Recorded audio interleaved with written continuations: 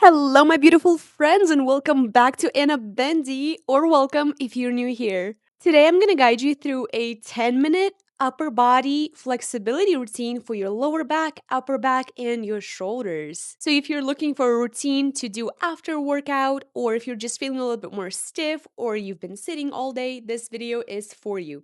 Let's get into it.